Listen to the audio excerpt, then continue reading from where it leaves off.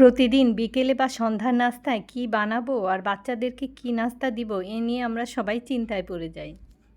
তাই খুব সহজে বানিয়ে নেওয়া যায় এরকম একটা নাস্তা আজকে দেখাচ্ছি। ডিম দিয়ে বানানো এই এগ বল আমার মায়ের কাছ থেকে শিখেছি। বিকেলে নাস্তার জন্য খুব সহজ একটা রেসিপি। কয়েক পিস পাউরুটি নিয়ে নিব। পাউরুটির চারপাশের অংশটা আমরা ছুরি দিয়ে কেটে নিব। আপনি যে কয়টা বানাবেন ওই কয় পিস পাউরুটি নিলেই হবে। পাউরুটির চারপাশটা আমি কেটে নিলাম। এই নাস্তাটা বানানোর জন্য একটু বড় সাইজের পাউরুটি লাগবে।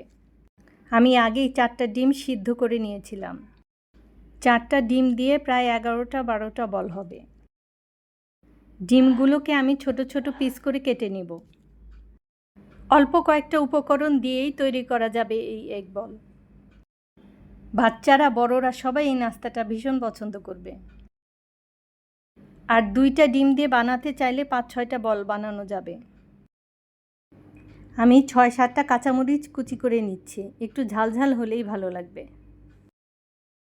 এখন এগ বলের ভেতরের পুরটা তৈরি করে নিব।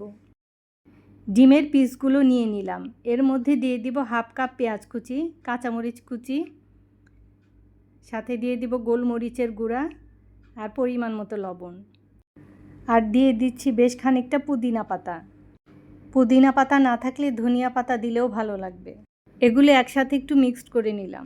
এখন একটা বাটিতে বেশ খানিকটা পানি নিয়ে নিব, এর মধ্যে দিয়ে দিব খানিকটা লবণ আর খানিকটা গোলমরিচের গুঁড়া। এগুলো একটু পানির সাথে মিক্সড করে নিলাম। এখন এই পানিতে পাউরুটির পিসগুলো ডুবিয়ে পানিটা চেপে নিব। ভালো করে চেপে চেপে পাউরুটির পিস থেকে পানি বের করে নিব। পাউরুটির পিসগুলো থেকে চেপে পানি বের করে নিয়ে এর ভিতর ডিমের পুরগুলো দিয়ে বল বানিয়ে নিব। আমি যেভাবে বল বানাচ্ছি এভাবে চেপে চেপে নিয়ে বল বানাবেন। ভালো করে চেপে চেপে এভাবে বল বানাতে হবে, যাতে তেলে দিলে বলগুলো খুলে না যায়। আমি একে একে সবগুলো বল এভাবে বানিয়ে নিচ্ছি। খেয়াল রাখবেন বলগুলো বানানোর সময় ডিমের পুরগুলো যেন পাউরুটির ভেতরেই থাকে, তা না হলে যখন তেলে ভাজতে যাবেন এই ডিমগুলো ফুটতে পারে। আমি 8টা বল বানিয়েছি, বেশ খানিকটা পুর বেঁচে গিয়েছিল, আরও 3-4টা বল বানানো যেত। সবগুলো বল বানানো হয়ে গেলে তেলে ভেজে নিব। বাচ্চাদেরকে টিফিনেও এই নাস্তাটা বানিয়ে দিতে পারবেন।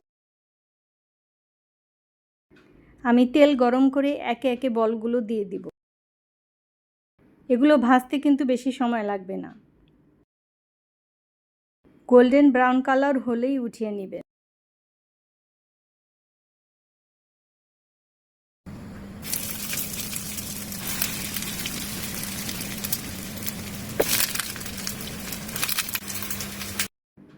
বলগুলো সুন্দর ভাজা হয়ে গেছে, এখন এগুলো তুলে নিচ্ছি।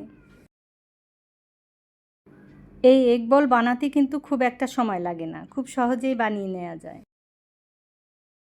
ঝটপট কিছু বানিয়ে নিতে চাইলে এটা একদম পারফেক্ট। আর এই এগ বল কিন্তু খেতেও খুব মজা হয়। সবাই ভালো থাকবেন।